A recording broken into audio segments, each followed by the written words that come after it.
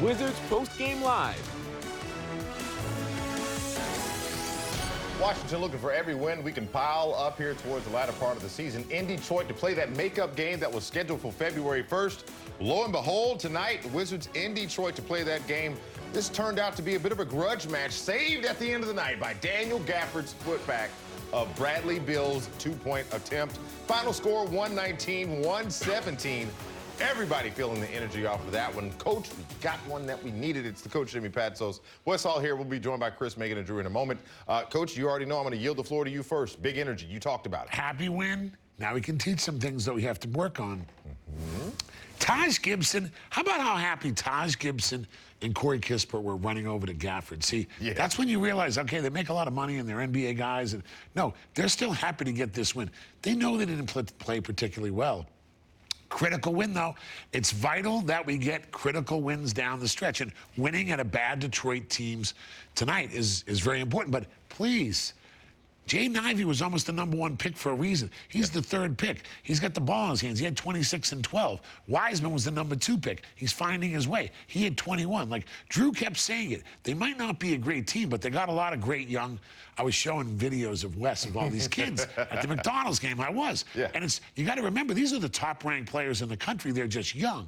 So the Wizards fought them off, valiantly won, and real deal Beal, my man, just outstanding 2-pointers all in the 4th quarter. Critical moments. Beal was getting solid 2-pointers that we needed, that kept us in the game or kept us in the lead. Really good play by Beal down the stretch, in my opinion. He had 32, Bradley Beal did, along with Kuzma's 23, and KP gave you 24 combined of our big three, 79 points in their contribution tonight against Detroit. I want to bring in Chris and Drew and get their thoughts on the post-game side of things. Guys, this one was a little different. Detroit, you know what? Yeah, Chris, go right ahead. Break it down. This one, we needed this one. Get ready to head back here home to D.C. and Atlanta tomorrow, sir. You know what? It's a win. A win is a win. Yep. But I didn't like it. I just didn't like it. At this point of the season, where you at, if going to the playoffs, making the play-in and trying to up the ante in that aspect, this is not the type of performance you're supposed to have. These type of teams, supposed to take care of your work. If not, first, second quarter, this game is done.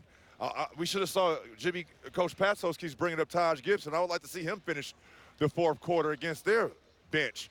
But you know what? A win is a win, a much-needed win. I'm happy that they took care of business. Now it's on to the next. I'm going to disagree with my partner. This is a huge win. You know why it's huge? Doesn't matter who you're playing at this time of the year. When you get a win, you leave here, you get on the plane, and we get ready to close out this 4-game and 5-night set. Your big three was just that tonight. Kuz had 23. KP with 24 before fouling out. Brad has 32. Quick math, that's 89 of your 119 scored by your best players. And then, ladies and gentlemen, Corey Kispert got cooking tonight. They let him cook early on, hit 4 or 5 threes to start. So this is a win where you look at it and you go, yeah, we might not have played our best, but at the end of the night, Drew and I are about to get on this bus. We're about to head to this airport, and we're about to go home with a win. I got to say, great win. We want to teach in the winning moments, Drew. It's always easier to teach in the winning moments. But, Drew, you said it earlier in the broadcast. What's it like when you're playing against really talented young guys? And let's not forget, Drew, they are playing with free house money. They got nothing to lose. Like, what was that like as you progressed through the NBA, Drew, against really good high draft picks on bad teams? Like, tell me about that. I mean, the guys that don't have contracts, guys that in and out the G League, I mean, it's a dream come true to play in this league. And those guys scare me the most. Interesting. Guys because they're going to leave it. It's a life or death situation for them. They're going to leave everything on the floor. And tonight we saw a guy, I still can't pronounce the name. Amarui and Magruder. I need to learn it. I should know it by now. I mean, he had 15 points, 6 rebounds. I mean, guys with no names are trying to, create a name for themselves in this league. And that's dangerous. That's a dangerous recipe for opponents. And tonight, I think the Wizards got a taste of that. You can't let no-name guys come in here and have these type of games because it can happen. By the way, the Big Three had 79, not 89. I was trying to give them a few more. It's all good. We do math. Was good. We like That's all good. 79. But you know what, Business and Chris? math major over here took care of it. He said it was quick math. I'd have to look out for him. What, y'all doing that new math over there? Yeah. I was doing the new math. With that in mind, Chris, you guys were talking about lessons learned. If you don't mind, Chris, what's a lesson that the Wizards have to learn right now because you might not get away with that tomorrow against Atlanta? You can't play like this against the Atlanta Hawks. What a way to set them up for me. But guess what? I'm not bashful or shy about it. I'm glad Daniel Gafford closed this show out and we got to win. Now, tomorrow night, Trae Young, DeJounte Murray, a new coach, Quinn Snyder. First time that we saw them in Atlanta. Wizards got to win. Now you get to see them twice in 3 nights on your home court. Let's see what happens now. But again, controlling your own destiny is what I've been talking about, guys, for the last week. And the Wizards did that tonight. Drew, by any means necessary. Drew, one of the things we were sitting here watching this game, and since we're having a rather candid conversation, I'm like, this is kind of sloppy. Like, the Wizards can't afford to play a game that felt slow and kind of disjointed, because that's what Detroit was doing. They took the flow of the game away. How important is it for the Wizards to be able to control the pace and tone of each game in order to control the outcome?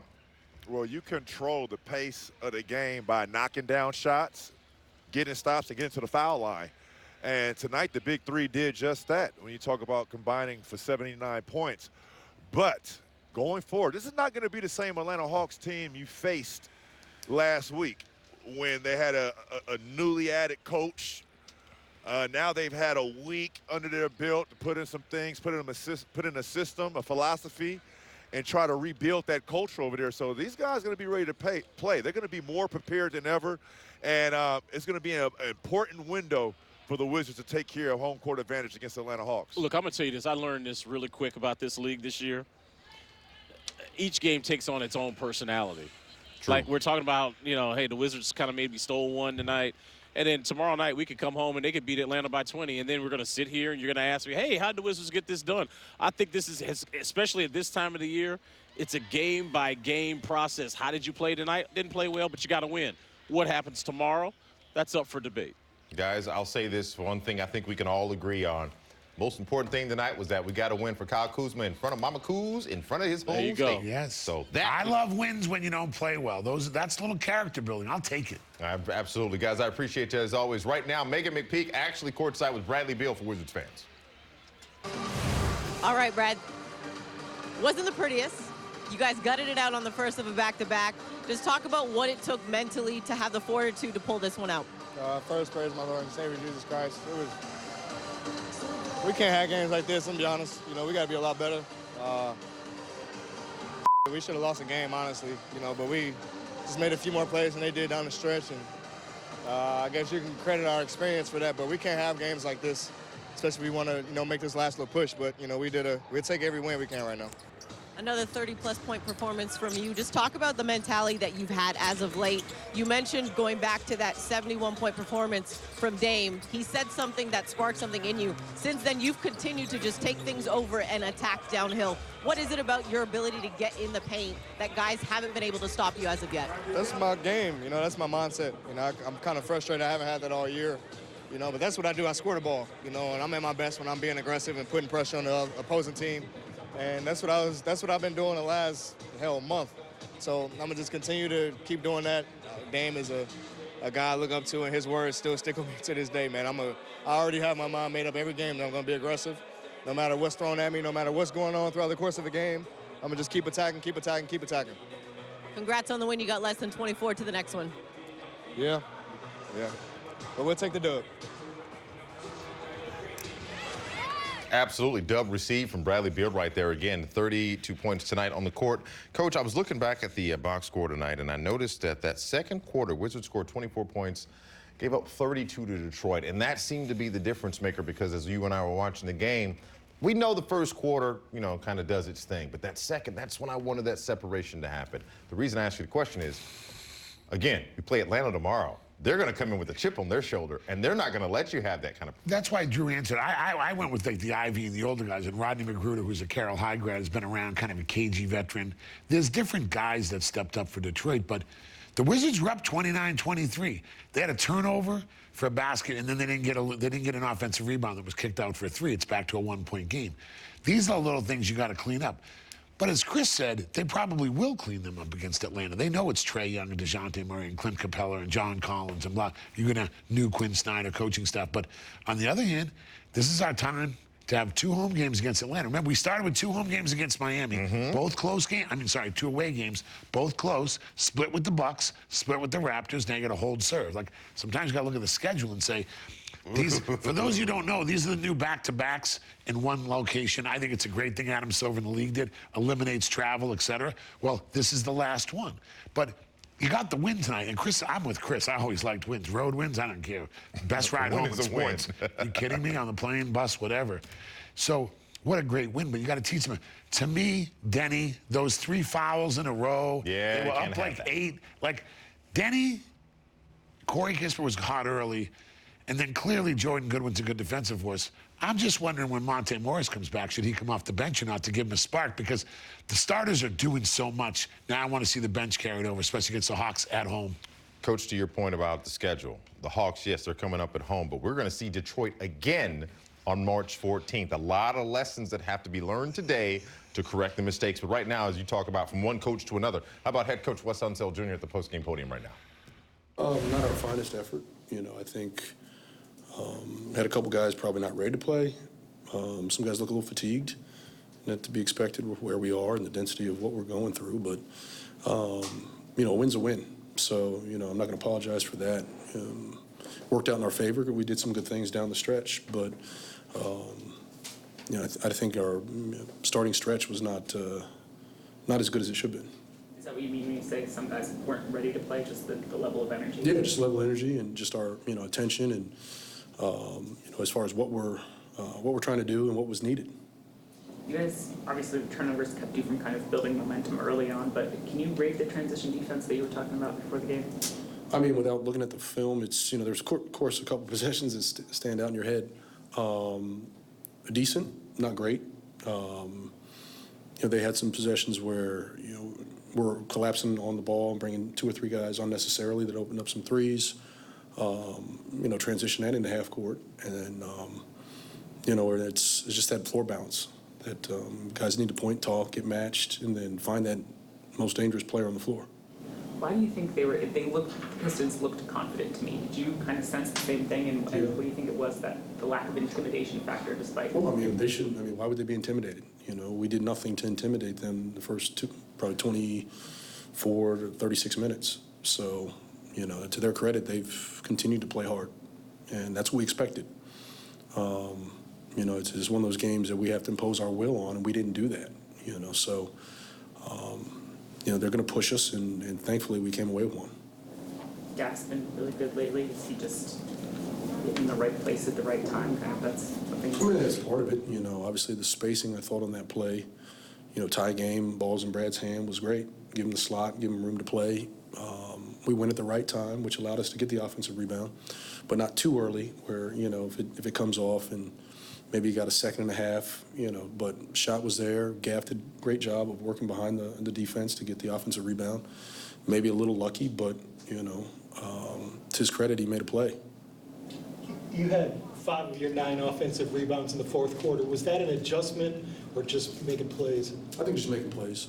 Some of it is, we were trying to get back into a zone, which I think, helped slow them a bit.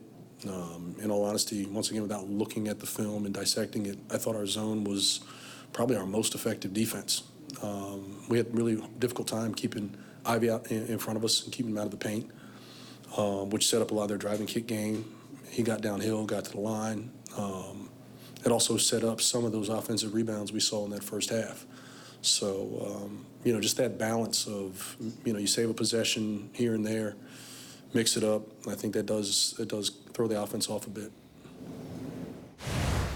Head coach Wes Unseld Jr. at the post-game podium. Megan McPeak joining us live again. Megan, the old adage, sometimes it's better to be lucky than good. And at the end of the day, we'll take the dub regardless. But I want your assessment on what you saw today, especially down the stretch when you saw Kuz and Beal both extremely activated down the stretch. Well, we are close to St. Patrick's Day, right? So the luck of the Irish might have been on their side when you think of the way that this game could have gone, especially against a team on the second night of a back-to-back. Because of this being the postponement, obviously it has that trickle-down effect on multiple teams. They take Portland late into that fourth quarter, get it within 2 possessions. So they've got some confidence. They've got some swag to them.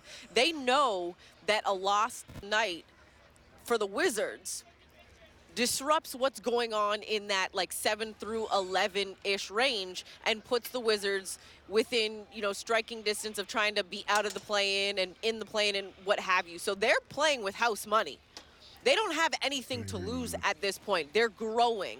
We heard from Coach Casey before the game. He said, I didn't come here expecting to win a championship. I came here knowing that it was a rebuild. So we take the little wins as they come. I would say the fourth quarter last night against Portland and tonight are 2 wins for the Detroit Pistons and their confidence and momentum. Luck was on the side of the Washington Wizards tonight, period.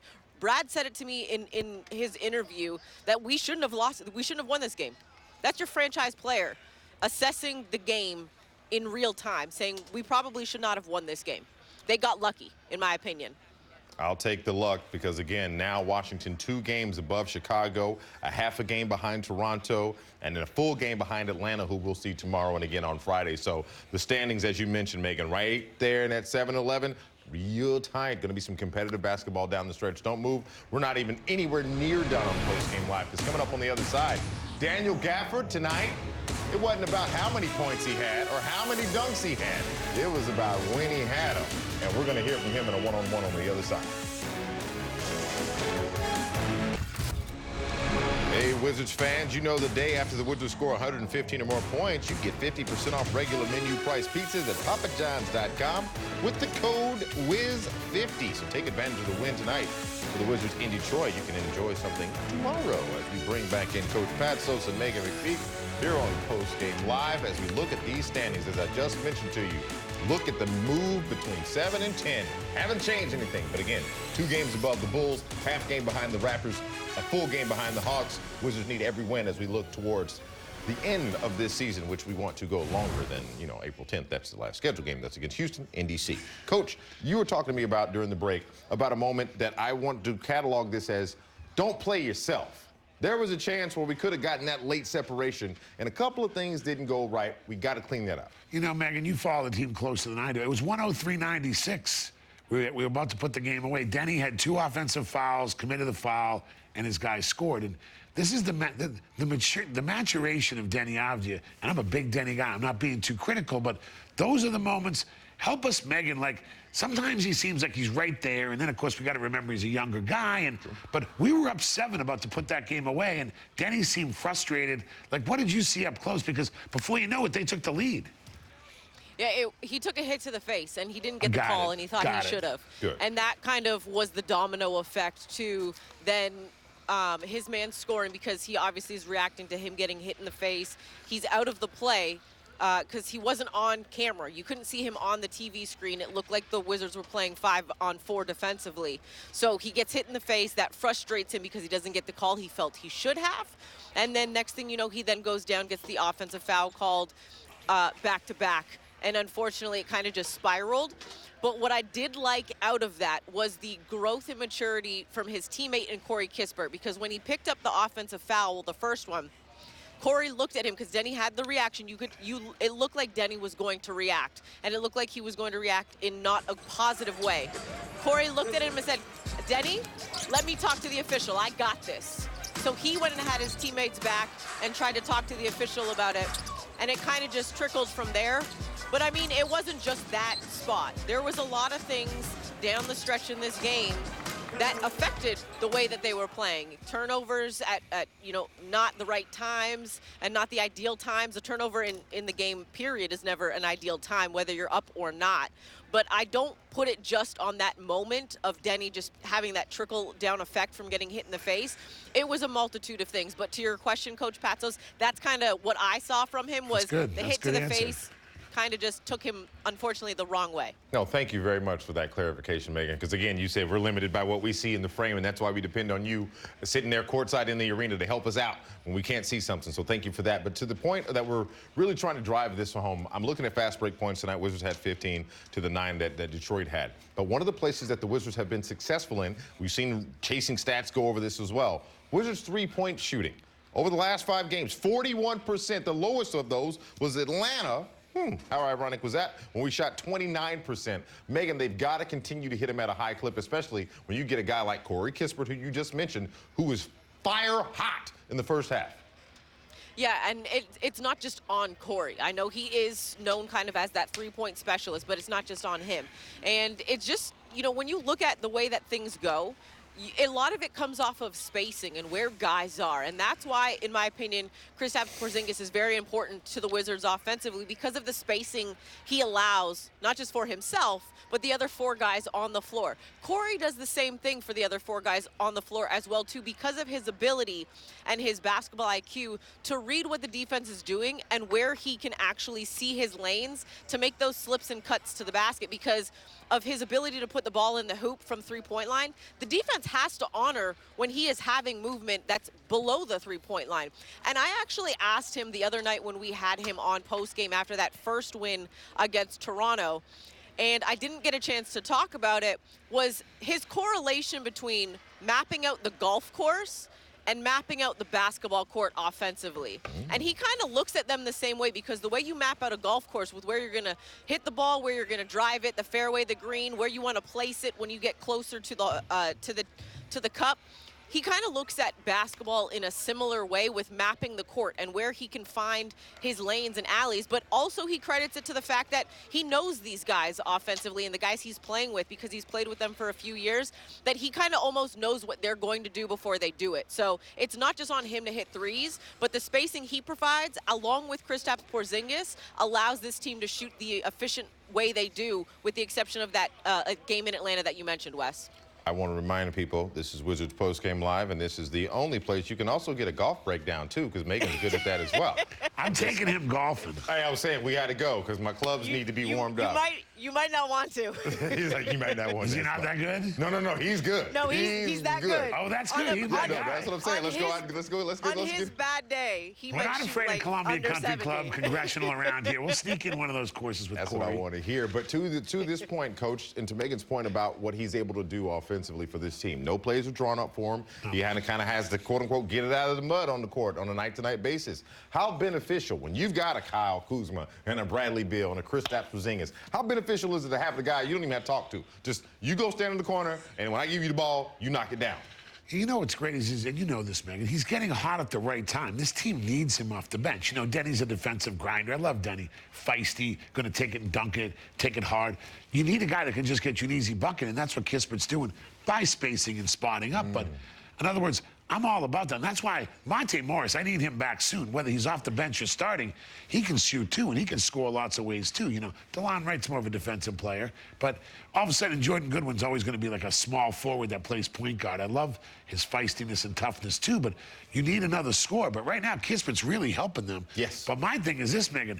I like when my guys, my shooters, he's getting hot at the right time. Like, we need him because, by the way, Porzingis had a wide open three. It was they had some great threes that didn't go down, you know, long road trip, end of the season. But they had good looks. But having another guy like Kispert out there to stretch everybody out helps everybody. And that's what's big. But he's playing well at the right time. We need to continue that. And I just want to know about Monte Morris. What are you hearing on Monte Morris? I mean, I would hope that he would be back tomorrow. He looked good. Like so he did go through some shoot around today. Nice. He went through his workout, and it's all just based on obviously like pain management and discomfort management at this point with regards to the back. Like the back and the hamstrings when it comes to basketball are two things you don't want to play with. So they're going to try and make sure that he is as comfortable as he can be to be back on the floor. But I was watching him in his pregame warm-up when he was out on the floor after all the guys were done. He looked pretty good. So for me, I wouldn't be surprised if Monte is good to go tomorrow or even Friday against Atlanta. But I think he returns in one of these Atlanta games if I'm just going off of the eye test, what I saw from him in the warm-up. I like it. He's with John Beilein, the former Michigan coach. He's probably telling him, see, you should have recruited me, coach. I'm here. No, I appreciate all the love that we're giving to Monte, as he so well deserves. Again, in front of his home crowd tonight, even though he didn't play, he was actually able to see his teacher tonight. And, of course, that interview you did with her, Megan, absolutely special. So thank you very much. Don't move, because Daniel Gafford tonight, ooh, boy, he saved the night. Megan, we appreciate you. We'll see you tomorrow night back here in D.C. taking on the Hawks with Daniel Gafford. I can't wait to see this piece, the one-on-one conversation, part 2 with the landlord. Back in a moment on NBC Sports Washington.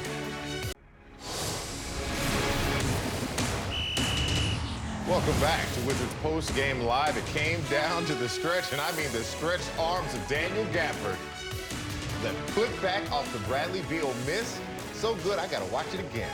Ah, wait, there you go, Gaff. See, that's playground ball right there. Follow the ball, get ready to tip it in. That's how you do it. 21. Remember the game, 21? Yeah, buddy. Those are the days. Well, I had a chance to sit down with Daniel Gafford a couple of weeks ago and just talk about his development and the fact that he's able to do a lot of special stuff on the court. So here it is, part 2 of my one-on-one with Daniel Gafford, a.k.a. the landlord.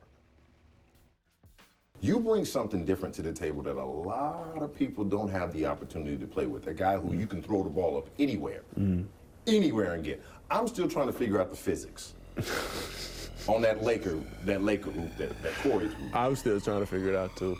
Corey Kispert comes up with it. Kispert trying to follow up. How did he do it? How did your rotator cuff even still attach? I don't know. What's the dexterity? Have they measured the dexterity of your fingers? You're not supposed to do that. I was sitting in the perch and I'm like, oh, he ain't getting that. Oh. Yeah, it surprised me too. That dunk surprised me, and like every time I see it, I'm just like, how did I catch that? You know? Because like I've caught lobs before in the past, kind of like that, but it hasn't been to where like I had to reach back that far. And I didn't even have full control of the ball. I just got it into the basket and dunked it. You do realize that belongs in the museum. I'm not even saying this because you in face. I'm not fanboying. No, I mean, if I end up seeing a ton of oops in my life. Yeah. Bro, that wasn't supposed to happen. Yeah, it was. I mean, it just happened out of nowhere. You know, props to Corey because he most definitely is a part of like one of the best lobs that I've ever caught, for sure. So you talked to me about the rituals of the pregame. Where did that come from? Is that just fun? So I forgot what game it was again. I'm always forgetting the games, but Alex had just did it out of nowhere. He had called one of the kids out because usually we always have like one of the guys that are like working. Yeah. Throw it up, like one of the ball boys or one of the player development guys. Just throw the ball up, I do something crazy. And so we had a fan come the first time, and it just kind of stuck, you know? And now we just kind of added it to the ritual. I forget what road game it was, but you had some fans that were fans of your high school at Laredo in Arkansas. Yeah, I think it was do the pregame ritual. And I think it was actually in New Orleans, yeah. Yes, it was, because that's what it was like. Yeah, that's a close location. So the people that were there, she was the mom of one of my bandmates in when I was in junior high, I believe. I think a little bit before junior high. Wow. Yeah. What instrument did you play in the band? I played the clarinet, but I played 2 other variations of it. So like I played the regular clarinet, of course, and then I went to the bass clarinet, which was basically like a taller version. Then I went to the contrabass clarinet after that, which was another taller version. So like I went, you know. So as you grew, the instrument had to grow with you? Basically. So like I went from, you know, the high-pitched clarinet, of course, and then I went to the bass clarinet, which was somewhat a tuba, but at the same time still in the woodwind section, you know, still kind of like the high-pitched one. But then the contrabass clarinet was like the mainly the tuba of the woodwind section. So it was dope. You know, I got to experience 3 different versions of an instrument that I really enjoyed playing, and then they wanted me to do the bass drums and stuff when it came to marching season. And like me and my cousin were real close, like in school at the time. I got a picture, I think my mom has, or probably my wife too, it's me and him. You know, we were basically, you know, the dopest guys in the band, in my opinion. You know, we both Something about bass drum players who have that confidence. We both had the cue ball haircut, man, and we were in the sun. Were you doing the cue ball with the headband on too, though? Nah, I didn't do that. We were, so this is when we first started off. So we was in the oversized polos with the real big baggy khaki pants and the black church shoes, man. You still do anything music-wise? I haven't lately. Wifey, she bought me a clarinet for Christmas. She loves you. Yeah. She loves you. Yeah, but I told her I was gonna make her a promise. I said, for sure, like I'm gonna get me another drum set. I'm going to try to learn guitar, because I want to learn the electric guitar, for sure. Saxophone, I gotta knock the rust off with my clarinet, of course, because she wants me to do the clarinet. The drum set, I want to learn how to play keyboard. It's just all kind of stuff I want to do. When you holding auditions? Huh? When you holding auditions? You can't play all 5 at the same time. Look, man, whenever I knock all the rust off, that's when I get my band together. Shout out to the landlord playing every instrument in the band. As we take a look at our FanDuel best bets of the night where you make every moment more. If you would have come in tonight and said Bradley Beal was going to have 30 or more points, that was plus at 170. But the landlord with 6 or more rebounds, that was at plus 110. Now, they knew something was up. A $10 bet win you $11. Speaking of Daniel Gafford, how about more of him this time from the post-game locker room? First off, really just the big steal with Kuz on the other end. You know, the defense kind of like led to that offense on the other end. We kind of went slow, getting it down and stuff. We let Brad just living his own world in that position. And he got downhill, got a good shot up. Kind of was a little bit over the basket. You know, I was just in the right place at the right time, really. You know, and just shot the rebound, put it right back up. That was the main thing. You know, I wasn't aware of how much time was left on the clock. I just wanted to get the ball in the hoop, really. And then it went off. I was like, oh, my first game winner, you know? Is it really? Yes. I'm surprised to hear that. Yeah, yeah. So, I mean, it was a crazy, I would say, turn of events in that situation. But the ball fell in the right spot at the right time, and I was ready for it, so. Shout out to the landlord in the post-game locker room. Coach, what's that song in the 70s? Right place, but it must have been the wrong time. Yes. Yeah. See, tonight we're going to have to remix that. Say he was in the right place. Although he wants to play the guitar. Did I ask you to play Jimi Hendrix to start the show tonight? Yes, we did. You did, I swear to God. Come on, man. Telling people our secrets, how we enjoy music around here. But I like the tune of the music that he played late in the game because, Coach, you noticed one thing. Down that stretch, Daniel Gafford was like, I'm with you. He knew to go. No, he's. By the way, this is a guy who's matured and really come into his own. You know, he was a second-round pick. He went to Arkansas, played for Mike Anderson, so he knows how to play hard. But here, he sees it. He uses his lower body, so the officials see. The guy tried to say you push him, but when you use your lower body, it's not a foul. See, he used his lower body. He saw Beal going to the baseline. We all know in basketball, you shoot from the low baseline. Come on. 70% is coming on the other side, even if it hits the rim. It just happened to miss the rim like, you know, the Derek Whittenburg, Lorenzo Charles. So it startled the other team. But he knew to get down there, use his lower body to get him out. And congrats to Gafford, man. I love him doing well. We've always had a big heart for him. First game winner in the NBA. Way to go. You know what I appreciate about it, That's a big deal. He only scored 8 points tonight, and he did give you 7 boards. But it's one of those nights where you say, all right, the guys on the perimeter, they're doing a thing. KP fouled out. I'm just kind of here to help. He didn't do that. He stayed mentally engaged throughout the entire night. Because most people would not be inclined. Like, oh, Brad's got it. I'm good. When Denny had his, issue, you saw they put Gafford back in the game. Mm-hmm. That's who West Sunsell went to. And Gaspin's shouldering, usage-wise, in a lot of minutes at the 5 where you bang and you got to run up and down and carry guys rim to rim, post defense, help on screens. That's a very workman-like position. Now, this isn't the old days where Kareem just shot a jump hook and ran down the other end. And, this is a Robert Parrish shot, free throw line. This is more like he's doing all the dirty work with let's face it, they don't have a backup center. Right. And for him, maybe he thought, hey, I'd have a little night off. Wiseman, young kid, even though he's talented.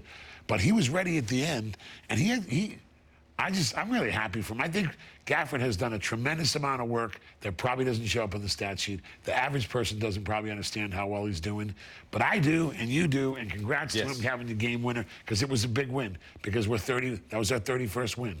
We needed that. We want 40, so we got 9 to go. I want him to stay activated again, coming home tomorrow night against Atlanta. We'll be in the arena. It's going to be a big night. Why? Because we need every win, as you just said, Coach. But I want to remind everybody, new customers right now, you can get a no-sweat first bet up to $1,000 back in bonus bets, courtesy of FanDuel when you download the FanDuel app. So make sure you do that right now and make every moment more. But Bradley Beal, we can't say enough. We're going to say more. Why? Because he had 32 points tonight, 7 boards, 7 dimes. Yeah, Panda. Post-game live back in a moment. Coach Batzels, let's jump in the film room, please, sir. Here, you see, Jordan Goodwin, right? He knows who the boss is. It's Beal. So he waits patiently after Gibson gives him the ball for the down screen. But Beal, for young players, that's a tough two-pointer, but that's an effective two-pointer. Don't take a bad three, take a good 12-footer, because he's so good at it. See, he works at that. Must have played outside when he was young, where he couldn't take deep jumpers, because he is so good around the rim for a guard. As he said, he's going to continue to attack. I thought he got hit there. Now it's behind the back, probably to the crossover here, see? And gets into the paint again, where he's so effective, but he comes back. That's a little Euro step through with the right hand going left. That's just a trick. That's like a trick play here. Here's the thing. So many people think the three-point shot is the way to go, and I get it. Analytically, I get it. But if it fits your game, real deal Beal, he's such a good two. I think he's the best two-point scorer in the league.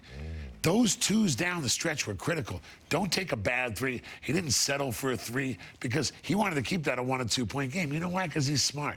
He knew pressure was on the younger team. Yes. So he's like, I'm not letting them get a 3 or 4. I'm not going to miss a three. I'm going to keep making twos. He's so good in the paint, and he scores all kinds of ways in the paint. But he's like a lost art throwback guy. Nobody makes as many two-pointers as him that scores 30 points. I watch a lot of basketball. Hats off to him. Keep doing it. Love your style. Shout out to Bradley Beal. We need more of that. Well, you know what's interesting, Wizards fans? I had a thought earlier tonight. I said, what do the Detroit Pistons and the Washington Wizards have in common? Oh, yeah. It's Rip Hamilton. Oh, Sat yeah. down with Chris Miller and Drew Gooden to talk about this crazy story about Michael Jordan. Just listen. The cameras was all on MJ and everybody else was over there. So I was like, oh, okay, I'm gonna figure this one out. I'm gonna figure this one out right here. Okay, right?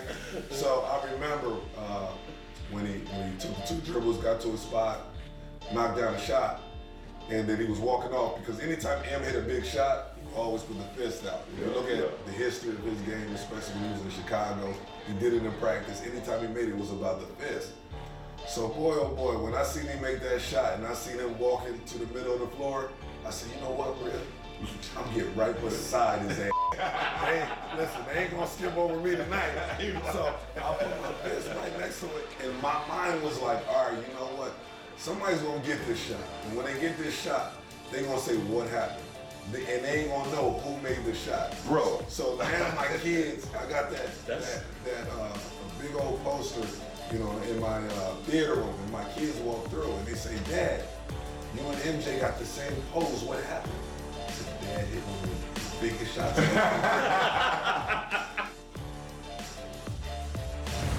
A moment of moments right there. Well, guess what? Tomorrow night, 6:30. We want you to be here with us, so maybe there can be some more moments with some fist-pumping action for Wizards getting a dub. Hopefully another one against Atlanta. Pregame live, 6:30, here on NBC Sports Washington.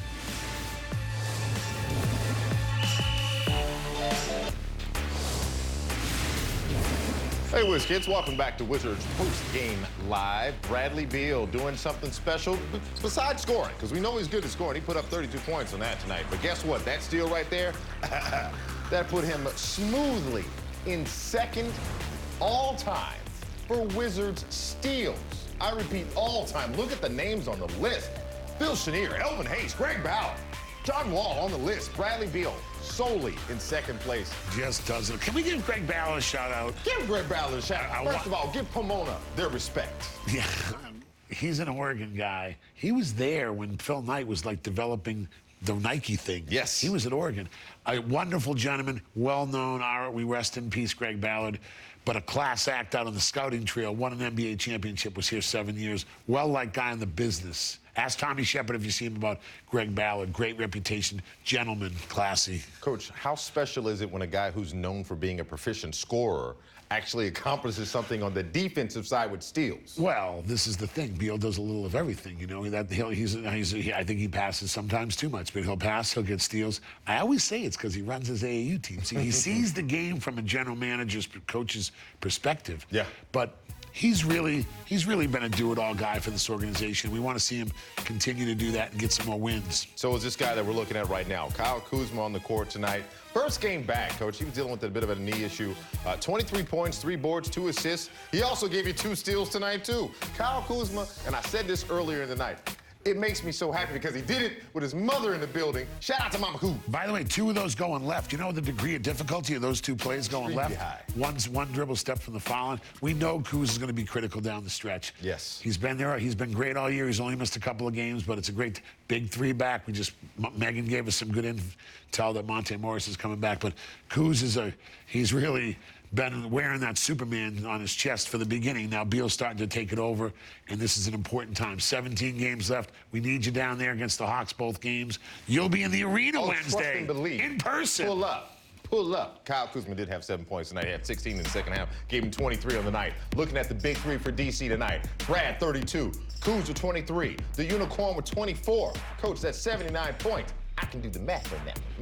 Oh, that's good. And that's the key, is to have those 3 keep playing well. The rest will figure itself out. Look at those 17 boards combined, 11 assists combined, getting everybody else activated. Now, I'll ask you this simple, albeit somewhat redundant question about tomorrow against the Hawks. What's got to be the #1 priority for Washington to get a win? You got to keep Trae Young in front of you. Just keep Trae Young, but just get off to a good start. They know they didn't start that well tonight against the Pistons. Yeah. This is a big game. Get off to a big start and understand that you had to come back and beat the Hawks down there, but Beal led them back in the 4th quarter. Let's jump on them early. But it's a great week to be a basketball fan. Get down to that arena.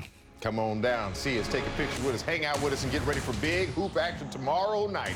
Because, yes, it's Atlanta once again. On behalf of our great crew and staff here at NBC Sports Washington, for Megan McPeak, who you see on the screen, the coach Jimmy Patsos hanging to my left, I'm Wes Hall. Have a safe night. We'll see you mañana with the dub in mind.